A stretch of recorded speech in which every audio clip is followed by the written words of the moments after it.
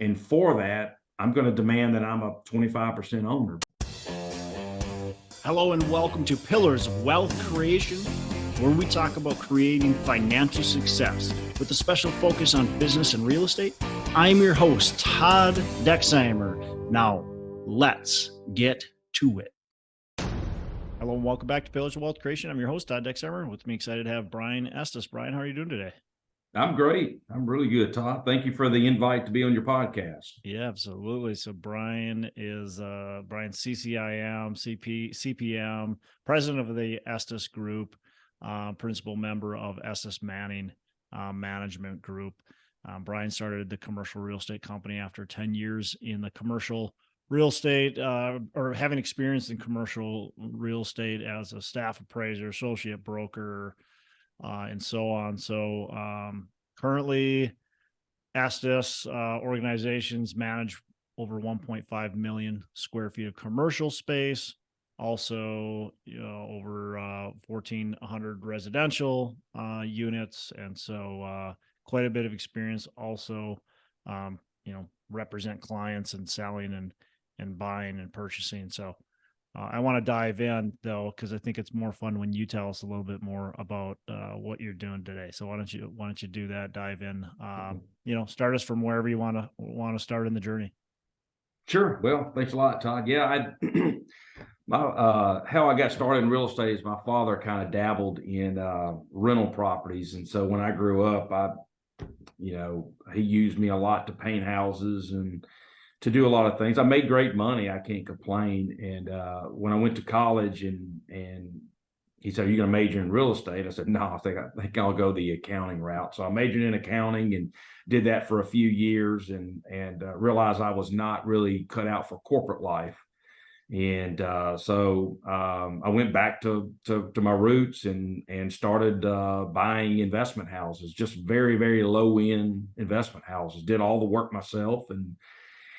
And then by the time I was, I guess 30 years old, I'd owned about 78 rental houses and just got tired of it, probably like everybody. It was just, and I had flipped at that point, probably another 300-400 homes. And you got to remember that was back in the 90s when most people didn't really know about flipping houses. I guess the advantage I had is I had kind of an early peek at what people were doing. And my father introduced me to some people that were already doing that. And I found flipping houses that was a lot more fun and intriguing than buying rentals. And so, but once again, there wasn't a lot of information. You kind of had to know someone who was, there was none of that. I mean, it was you were lucky enough to find someone who kind of told you how to do it. And so, but by the time I was 30, I had enough. And on the residential side, I also was hired and brought on to become a commercial real estate appraiser.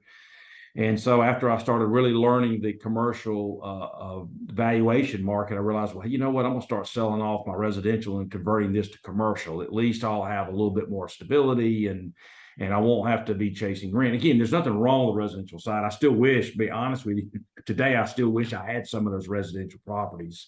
But I did sell off a lot of my houses, converted that equity into buying shopping centers and office buildings, and did own a self-storage. I started buying multifamily, 20 to 50 units.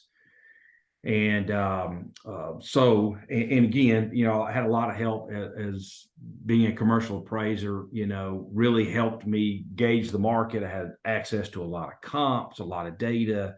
Once again, it was back in a time where comps and data were very hard to get. They're still kind of hard to get today, but back then they were extremely hard. And working for a pretty large appraisal firm allowed me access to a lot of data, and I took advantage of it. Like everybody else, I always tell people in real estate, I compare it to sailing, right? You never, if you want to go to this point, it's never going to be in a straight line. You're always going to zigzag. And so when I tell people, I've been in commercial real estate for 25 years, I've never done it the same way more than about 7 or 8 years at a time.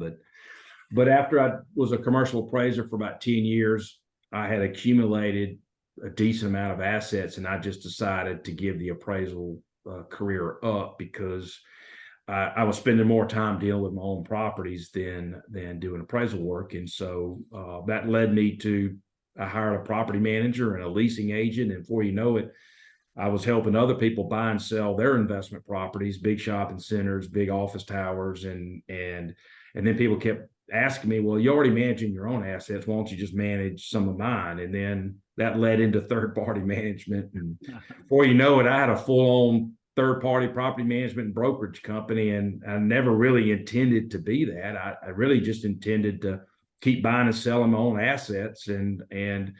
But I realized, I was making $100,000 selling and buying other people's property. And I thought, man, this is pretty good money. I don't even have to put my name or go to the bank and borrow any money. And anyway, so I still do a lot of work for myself, and I still buy assets and sell assets for myself. But we did take on much more of a third party brokerage and third party management company. So that's really, honestly, as hot as the market's been over the last couple of years, that's primarily what I focused on, because as an investor, I'm much more of a value added investor. I like buying things that are broken and fixing them, whether it be, occupancy issues, expense issues, capital improvement issues. And there's just been very little of it. The pricing has been such that I just couldn't see enough return. And so we've been focusing much more on the third party brokerage world and the management. But I think that's changing. And what I've really been doing over the last 6 to 12 months is aligning myself with some very cash heavy partners, investors, that when the timing is right, we'll be able to bring our money to the table along with theirs and start hopefully buying assets that are having problems. And been doing some private money lending. I wanted to put my equity to work rather than just leaving cash sitting on the sidelines. So I have been doing some private money lending to some flippers and some guys that were building short-term rentals in the Florida Panhandle. And so I've had a lot of money cycling through down there. But all that has stopped, and all my money has been returned at this point, because even that short-term rental market in the Panhandle of Florida has come to a halt with construction pricing and interest rates. And so right now I'm sitting on money waiting for deals, probably like a lot of other people. Yeah, I think there's definitely a decent amount of that. And there's a lot of people that wish they had money right now to be able to buy potential deals that are coming. You've been in the market a long time. When was the first property you bought? What year was 96. 96. Okay. So you missed the early 90s kind of I did. market, downturn, but you've seen the market go up. You obviously went through the mid 2000s where you saw the market tumble. I mean, completely implode. And now you're thinking, hey, there's going to be some opportunities. What makes you think that there's opportunities now? We've seen an amazing run up. You've missed out on probably a lot of equity build by not buying these last couple of years, but you also potentially missed out on and dodged some bullets that might be coming. So what makes you think that, hey, this might be some opportunity coming up? Yeah. Well, and you hit the nail on the head. I have missed some run up over the last 3 years because I had contemplated the market really turning down in late 2019. I really felt like we were getting ready. And then, of course, when COVID happened, of course, I think everybody was, it was certainly a black swan event. So I don't think anybody could have predicted that. But, with all the free money that everybody got, that created this run up that we've had just in the last 2 to 3 years. But one of the things that I've noticed, being in real estate as long as I have, is that everything cycles through. And the people who get hurt the worst when the cycle's down are the people who bought within 24 months of the cycle turning down. Mm-hmm. And what happened to me in 2008 and 9 is what's going to happen to a lot of other people. You're going to have what I call dead equity. And dead equity is when you're stuck in a project. You have enough equity not to have the banks breathing down your neck, but you don't have enough equity to access it either, and you're not cash flowing. So you're kind of stuck. And that's kind of what happened to me in 2008. I had good projects, decent projects. They weren't cash flowing because we had occupancy issues. We had, expense issues, people were going out of bed. I mean, I used to tell people at one time I had, I think, 9 mortgage brokerage companies in all of my assets. And in 1 year, 8 of those 9 went out of business. Yeah. So now you're losing all those. But guess what? I tell people all the time, in the banks, and I had, believe it or not, I had a lot of liquidity in 2008 and 9. And a lot of it was because all the money I had made in 6, 7, and I say I don't spend a lot of money. It's all relative, but what happened to me is every time I had a note that came due, the banks wanted me to buy my note down, 10% principal reduction. So if I had $1 million loan come due, they wanted 100 grand. And then my next loan came due 9 months later, they wanted, $50,000. And before you know it, my liquidity was just going down, down, and down, and down. And some people can say, well, that was great. You had money and the banks didn't foreclose on you and they worked with you and all this kind of stuff. But I didn't have a lot of money to go take advantage of real estate projects that are being bought at 50 cents on a dollar. And I think that's going to happen to a lot of people over these next 2 or 3 years. They're going to look on their balance sheet and they're going to say, oh my God, I'm worth $10 million or $15 million or whatever it is. But when this real estate market turns on them, they're going to realize that that's all they have is a nice balance sheet. They don't have any real liquidity to go take advantage of the market. Dead equity, again, is what I call it. So, Good points. I mean, obviously cash is king, and right now a lot of people are going, well, I don't want cash because inflation is roaring. Or is there anything what are you placing your cash in that's still liquid? But man, I mean, obviously banks right now you're nervous about too. So I get it. Yeah. Look, I got my bank statement last month and I mean, I literally had to do a double take on the amount of interest I earned because it was so funny. It was like, even my controller said, this is the first time I think I've actually booked interest on your money market accounts. I mean, I'm not sure I've done that. And, any significant way, it caught him off guard as well. And so, but I was doing private money lending for the last year or two as a way to keep my cash active, but also keep it in a short-term play. Because I was first lien holder and all my loans were 6 months to a year due. Were you doing that? I was making anywhere from 9 to 11%. So I felt like, man, that's a short-term play, good interest. But right now I'm sitting on cash, a lot of cash, and it's not in play. But what I tell myself is what I'm missing right now, or what's getting me on inflation right now, I'm going to make up for it when that money is finally put in play. If that money starts making 30% returns annually over a 5-year period because I'm picking up real estate in the next couple of years, then I'll more than make up for what I'm losing having cash in an inflationary market. Yeah, and obviously depending on where the market goes, what the opportunity looks like. I mean, that 30% could be 50, could be 100%. I mean, absolutely. You look back at 2008 and obviously you said you didn't have a lot of capital to buy, which bummer, right? Because there was some great deals. That's when I started to buy, and it was amazing. And I was just a small little fish, and I wish that you look back and you're like, man, I wish I had a million or a couple million or 5 million, to buy back then, because it would have been a different story. But it was a gold mine. I literally watched clients of mine who did survive and had plenty of cash. Literally pick up properties for a third of what someone bought it for just previously. It was unbelievable. And, making a $40,000 commission was certainly great. But when I looked at what they were making, and most of the time I found the deals, and, and what I'll have this time going around is, number one, and as part of my fund, I'm going to offer rescue capital to people because I still think there's a lot of money to be made for people who who have a great project. They just don't have a lot of liquidity. They don't have, they need to recapitalize their bank, their bank balance, but also would get a very experienced partner, an operations partner too. And I think there'll be a lot of people out there. I think that there's a lot of investors.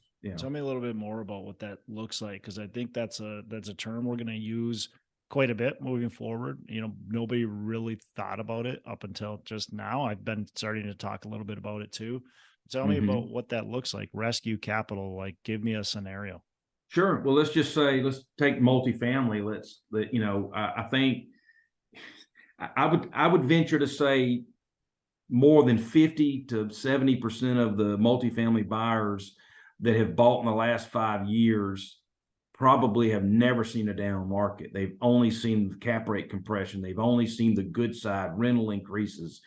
I mean, there's the other side of this coin, and the other side of this coin is I believe, is about to come to fruition, and that is decreasing rental rates, increasing vacancies, the need to recapitalize the project. And what happens to projects when they start getting short on cash is you stop spending money on capital improvements. You start cannibalizing vacant units. And so, in other words, for you to be able to rent these 5 units, you need stoves. This stove is down, this AC's down. We'll just take it from these other units that are in much worse condition. And man, I used to see apartment complexes that would have 5 to 10% of what I call cannibalized units in their on the rent roll. In other words, that they just, when they need something because they're short on cash, they just take it from another vacant unit.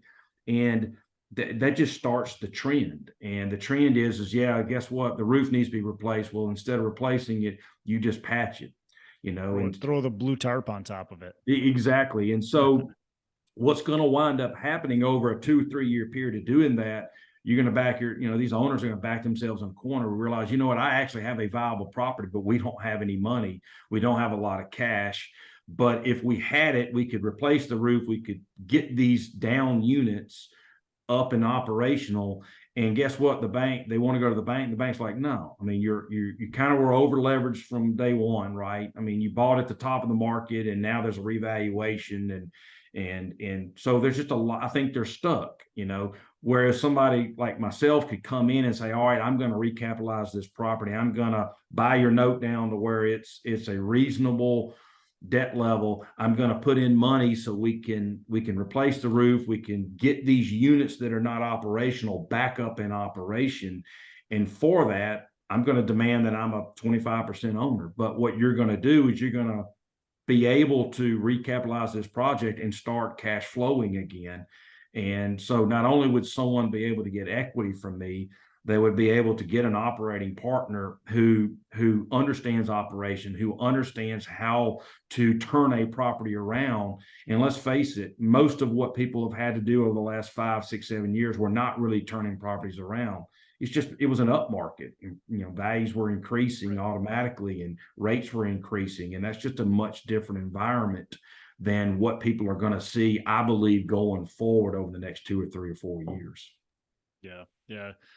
It'll be interesting to see what'll happen. But I think that rescue capital, if things do go the way you're talking about going, that rescue capital could be a really big thing, a big market, quite frankly, to get people out of that sticky situation. The banks don't want to take these properties back. Mm-hmm. People don't want to lose their properties. They got investors' capital in them, all kinds of stuff.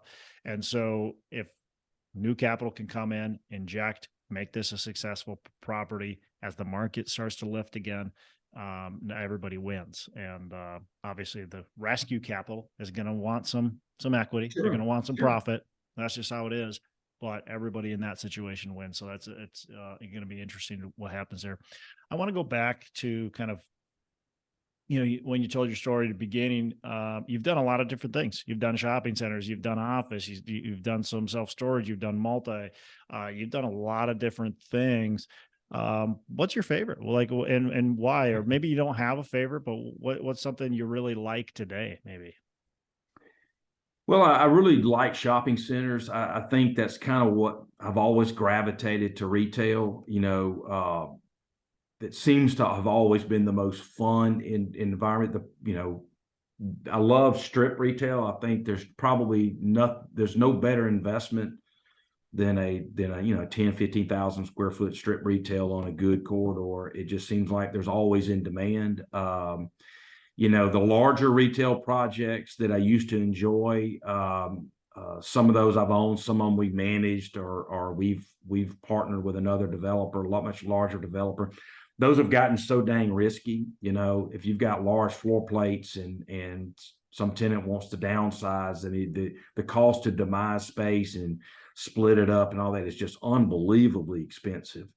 And so I like the smaller retail. And you're saying that big, like was box, a junior box, well, big those box things. store, and then they go, hey, we're out. Yeah. Or we need half this space, and if you want to keep us, then you're gonna demise the space, and we'll sign a 10-year lease. And that all sounds great till you realize that to cut the space in half is gonna cost $100 a square. I mean, it's unbelievably expensive to cut a space in half. You don't just put up a wall. You got to separate utilities. You got to separate electrical. It's just usually the restrooms don't fall in the right spot, and you got to change that. I mean, it's just unbelievably expensive. And same thing with office. I used to enjoy office in my early age because there was so much money to be made doing it right. But man, now every time a tenant leaves and a new tenant comes in and they want some tenant improvement, I've watched office owners, including myself, you'll pay down your note 5 years and you'll think, man, I'm getting some equity in here. And then you'll have a new tenant move in. You got to go to the bank and go borrow $200,000 to go put money into the tenant space to get you a lease. It seems like you're always 2 steps forward, 1 step back with office. And that I've not owned real office, but that's what's made me nervous. I've analyzed several office deals, and I look at that and I go, man, nobody's taking into account these tenant improvements that are gonna come up, and what happens when this tenant leaves and I got to spend a bunch of money. Man, where am I going to get that cash flow? Where am I going to get that from?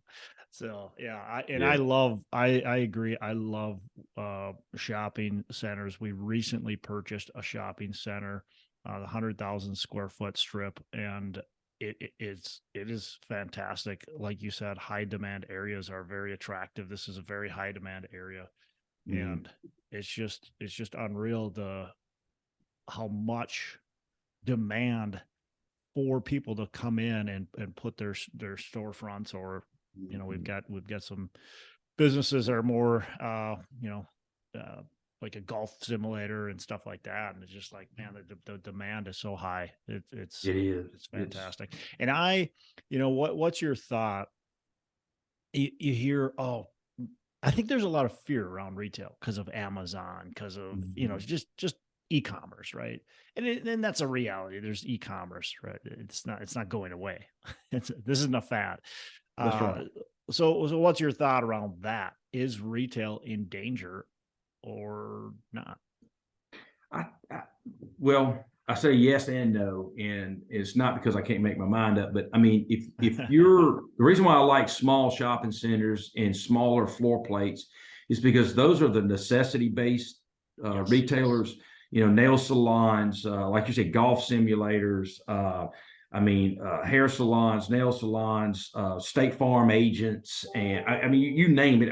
It's kind of a quasi small office retailers where everything's necessity based. Restaurants and restaurants are a little bit risky right now, but in general. But point is that those are the kind of retail users that are a lot less affected by e-commerce.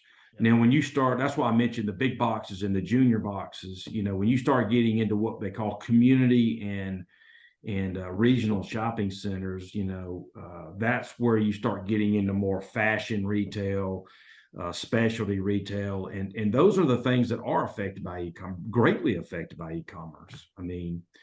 So those are the kind of shopping centers that what we used to call the power center. Those were the ones where you've got Target as an anchor and Books A Million, and you got a lot of specialty retail and fashion retail and all that kind of stuff. Well, those guys are fighting, those retailers are fighting e-commerce pretty hard. I mean, look at what's happening to these bookstores. I had a really big time retail developer that's in our local market one time. I mean, he said this 10 years ago, and it was, it seems like it's pretty common knowledge today, but 10 years ago when he said it, it was just brilliant. And because he was ahead of it. But bookstores are just becoming like libraries now. You go up there, you order your Starbucks, right? Your $6 coffee, and then you go and you pick a book out and you read, a third of it, and then you put it back and you come back next week, do the same thing, or if you decide you like the book, you go home and you order it on Amazon.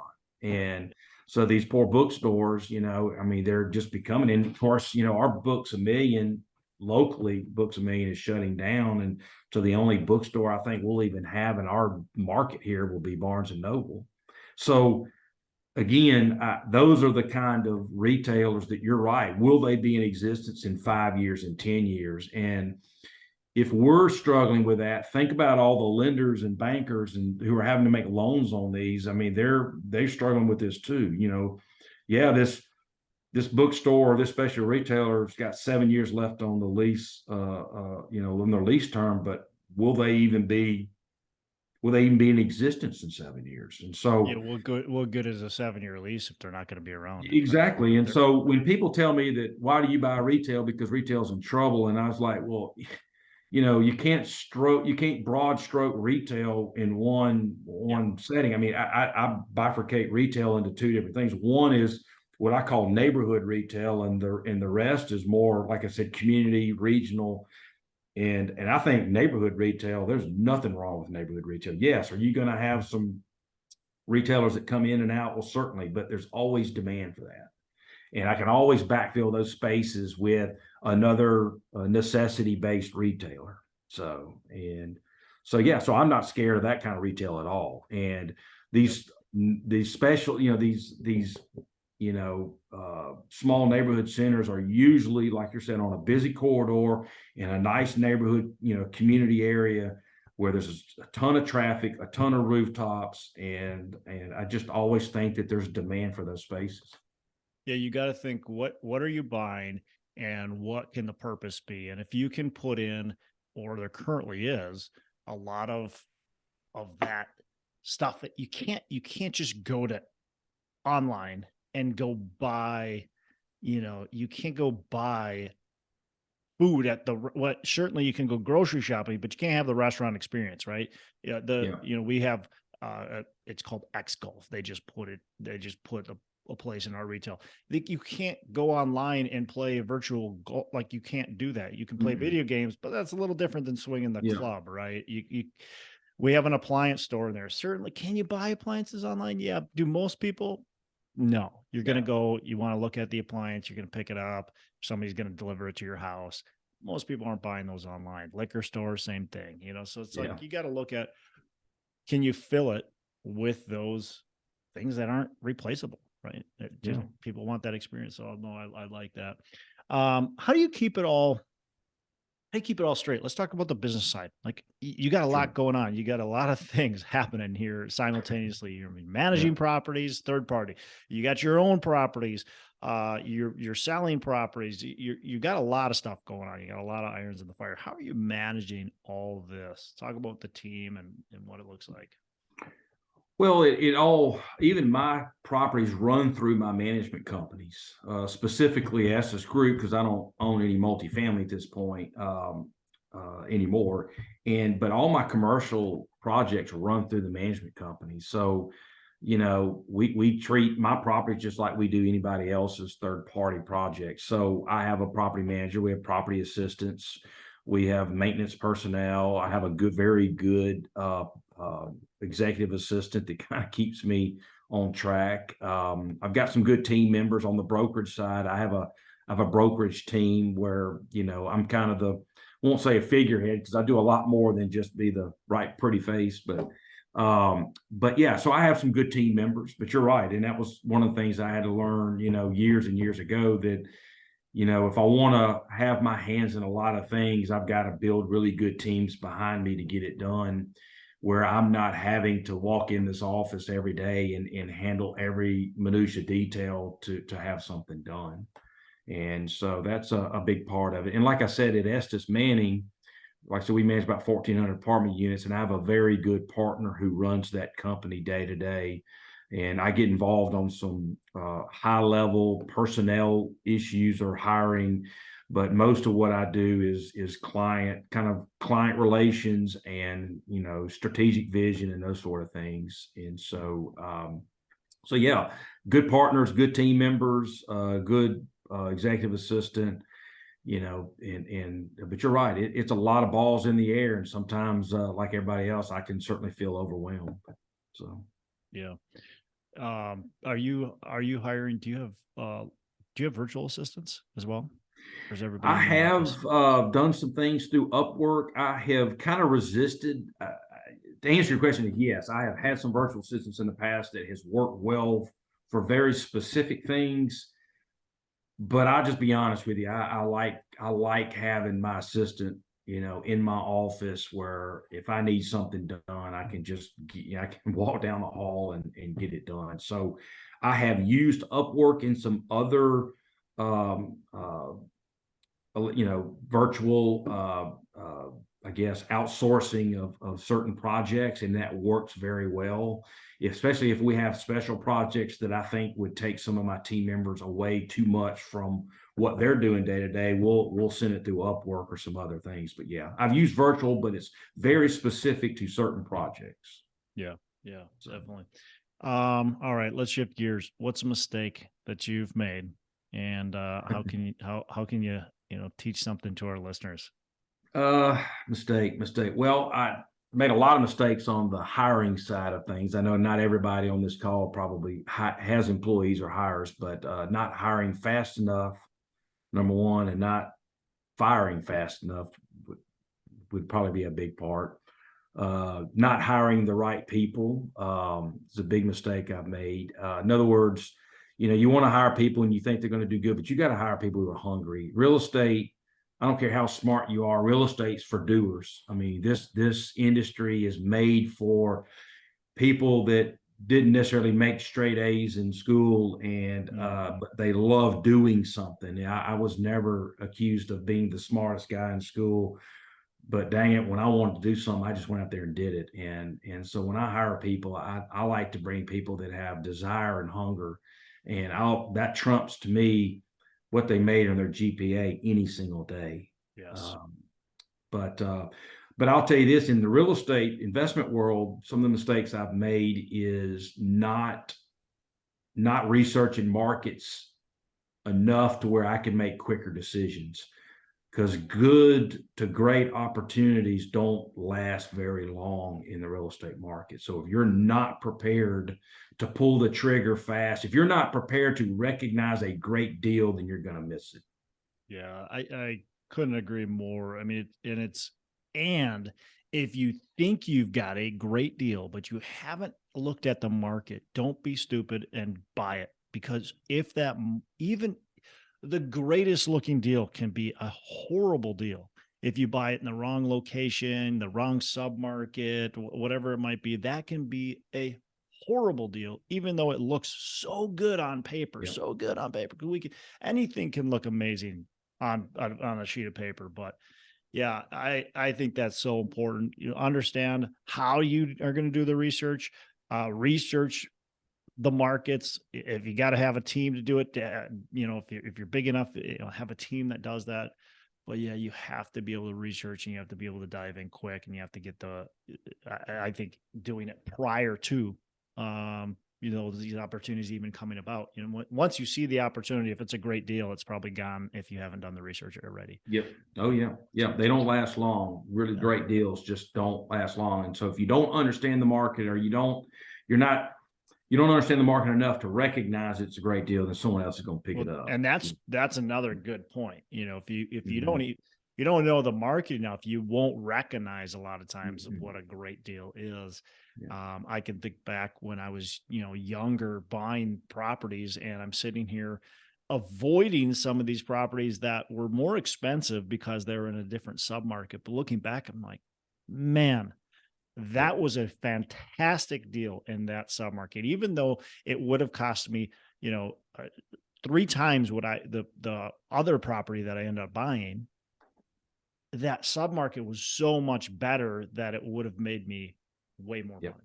Well, and since we were talking about, small shopping centers, I passed on 2 really good shopping centers about 10 years. Well, this was before 2008. So this is good, Lord, that's 13, 14 years ago.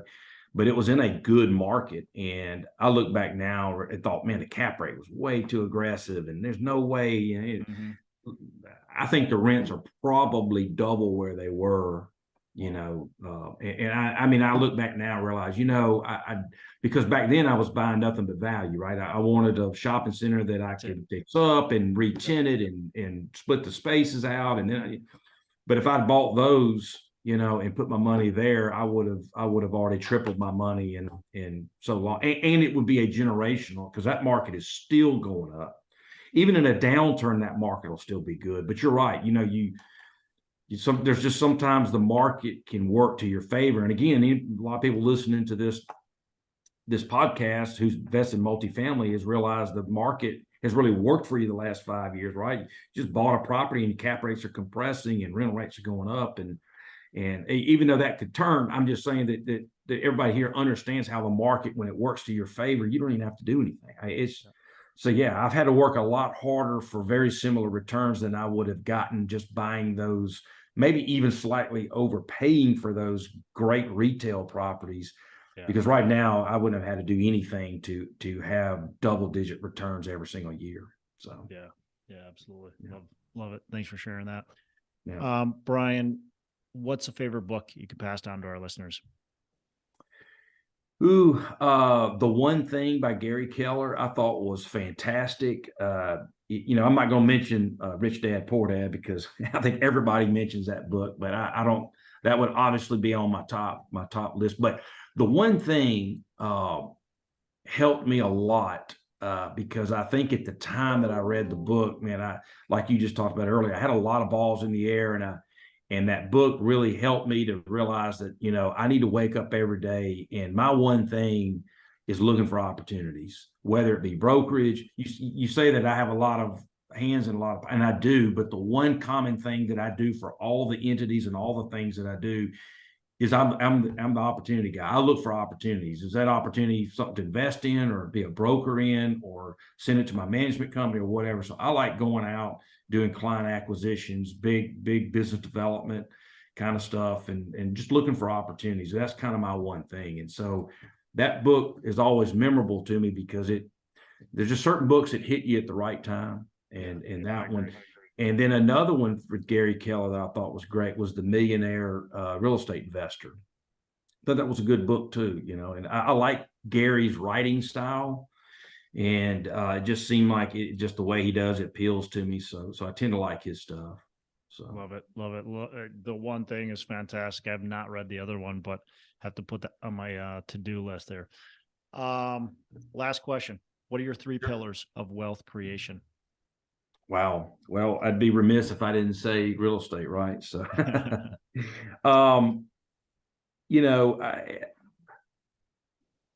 I think that, and I don't know how many GoBundance people that you've had on this call, but GoBundance is a mastermind that I'm a part of. And you can, of course, anybody listening can go to GoBundance. I think it's gobundance.org. I'm not sure. It's a mastermind group, and there's certainly a lot of people are in real estate in that mastermind. But passive real estate, and the reason why I brought that up is that there's 2 kinds of income.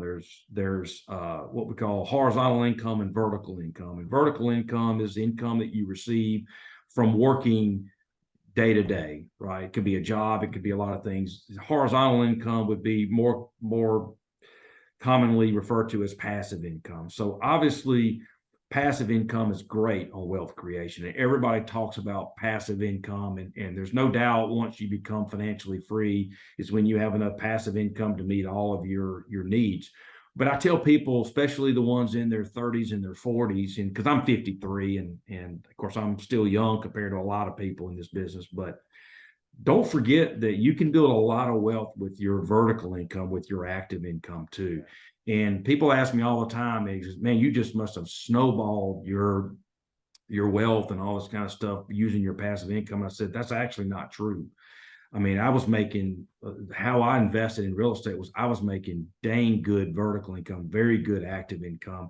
So I don't want that to just go unnoticed that, you know, how you can really acquire real estate is figure out how you can make, you know, more active income, how you can pay your expenses and still have a lot of money left over to invest, because that's going to make a huge impact in a long period of time. If you go 10 years and you've got an extra 50,000, 75,000, or 100 or more to invest every single year, then that will snowball on itself. So, yeah. So, all right. So we got real estate. We got your vertical business, income. I would say your business. I mean, you know, don't forget, I guess that's how I got on the vertical income. I mean, businesses are a great way to build wealth, and eventually you can step out of the business or sell the business or whatever. It doesn't have to just be real estate, and it doesn't even have to be a real estate business. So it can just be a, you know, business you can get someone to run where you make passive income. You got to give me three pillars. Yeah, golly. Man, you stumped me on this one. That And was you good told me stuff, you though. want me, and I still stumped, to be honest with you. Give me an example, because maybe are you talking about, you're not talking about how to become financially free. Hey, whatever you think. I mean, it's a Yeah. pillar, right? So Well, freedom, I'll be honest with you. I'm at the point in my career where freedom means wealth to me. yeah. There you go. I Because love it.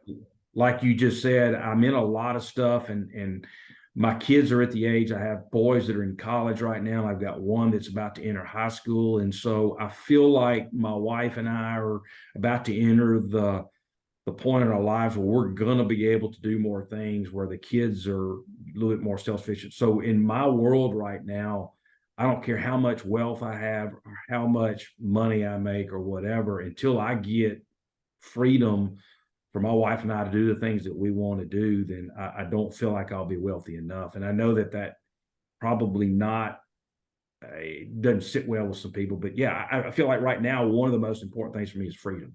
So until I get that, I don't think I feel like I've reached any real significant wealth in my life until I get my freedom. So I'm holding you to this. This is two now. yeah. Okay. Freedom was great. Real business or real estate was fantastic. So we got to have one more. All right, I gotta have one more. Boy, you putting I should have had an extra cup of coffee. I know, you got to be ready though. I'll say this: give back. Yeah, give back. I think giving back, does that mean mentoring some people? I do prison ministry work through our church, and I don't do enough of it. There are several mission trips I wish I had taken in the past that I still could take. That kind of almost goes back to my freedom, but I do, you know, I wish, you know, at some point in my life, I guess I'll slow down enough to where I really think about giving back, either to this industry, you know, or through some nonprofits, or through, you know, religion, you know, no matter what religious sector people are from. I think almost everybody's religion has some form of giving and giving back. And so, yeah, I think that is a sign of not just wealth, but that's a sign of appreciation for what you've been able to accomplish in your life. Yeah. So, yeah. Yeah. And giving adds, in a selfish way, just adds so much value to your life. You think about every time you've reached out and given to somebody, whether it's financially, whether it's, like you said, just mentoring, helping somebody out, you feel so good afterwards, don't you? I mean, it just brightens your day. You want to feed yourself some you know, happiness. You want to feed yourself some love. You want to feed yourself some appreciation. Just go help somebody. Yeah, absolutely. And man, that's going to make your day. You know, you're feeling depressed, just go help somebody. Yeah, you're right. And I tell people all the time, and I think real estate people, and probably most people listening to your podcast are probably real estate people. And you know, I've been doing this for 28 years now, and we've been burned by so many people, and we've all owned multifamily or housing and all that kind of stuff. And I feel like sometimes when you're in real estate, you get a very jaded view of people. Yeah. Where maybe someone who's been an accountant their whole life or whatever, it doesn't see a lot of side of people that maybe we see, because we deal with people and where they live and their kids. So I think it's harder sometimes for real estate people to want to give back and help out poor or people that maybe are not as advantaged, because we feel like we've been burned so many times. We feel like the lady, or the man that said, God bless you, and then before you know it too much, they skipped out and trashed the place. I tell people this, and I said, I'm not using this as an excuse, but I think real estate people would probably agree with me that sometimes we like to put our blinders on because we've been burned so many times by people. And probably if you look at the average career, we probably deal with people and their personal lives more than the average career does. Oh, for sure. So, for sure. Especially if you're in residential. Exactly. And so I think we have to remind ourselves that there are good people out there who need help, and we can't use 25 years of experience of getting, taken advantage of or, feeling bad for you. I don't know. So I guess I'm saying, as I'm answering your question, I'm realizing that really it's a real issue with us. And I think that we do get to a point in our lives where we realize that, hey, we got to remove that part of, our lives and realize that there are a lot of people out there that need help, and we can't use our past experience to prevent us from doing that. So. And everybody's situation is so different. And just because the one person or the 10 people or the 100 people that you've had experience with that have done that to you, doesn't mean that's what everybody's like. And sure. So, and you know what? They did it once. It doesn't mean they're going to do it again. And here's the other thing is, so what? So right. What? People are people. They deserve it. They deserve more. They deserve us to treat them with respect. And so I get it. And I have had plenty of that same thoughts as you just mentioned. And sometimes it is hard because you just got burned by somebody and you're like, my guard is up. Right. Mm-hmm. But you have to be able to get through it, get over it, and realize, like, look, it doesn't, just because somebody wronged you doesn't mean the next person is, and the next person and the next person. So it can be tough, but well, look, Brian, really appreciate it. Appreciate the time. It's been a lot of fun. Yeah. How can our listeners how can our listeners get in touch with you? Easiest is to email me. Email is Brian, BRIAN at Estes, ESTES group, GROUP.net, NET. Probably the easiest way to get me. I'm probably like everybody else. I probably monitor my email 20 hours a day. But no, I love talking to people. I love talking about real estate opportunities. And so would encourage anybody that just wants to, ask a question or whatever, reach out to me. I like making connections, and I believe the more connections you have, the more successful you're going to be. So yeah. So love it. Yeah, Brian, again, really appreciate it. And you have a fantastic rest of the day. You too, Todd. Hey, thanks so much for listening. I appreciate you being a loyal listener. I would love to have you go on to our Facebook page and subscribe, give us a thumbs up, go on to iTunes or wherever you listen and give us a rating and review. Don't forget to subscribe. Your rating and review just helps us push this out to more and more people and continue to grow our audience and hopefully positively affect a ton of people out there that really need this and want this. So the other thing I've got for you is a free ebook on my website. So go on to venturedproperties.com, and download our free ebook on real estate and on syndication. And I've got some data points in there, some really good stuff for you. So I'd love to have you take a look at that. It's free. I'm not expecting anything from it. And also, look, if you want some help in multifamily, want some help learning, growing, getting your business off the ground, I would love to talk to you about what it would look like to work with me potentially and see if that's a good fit. So you can go to coachwithdex.com and check that out. And we can definitely have a call. Thanks a lot for listening. You make it a fantastic rest of the day. I'll catch you on the next episode.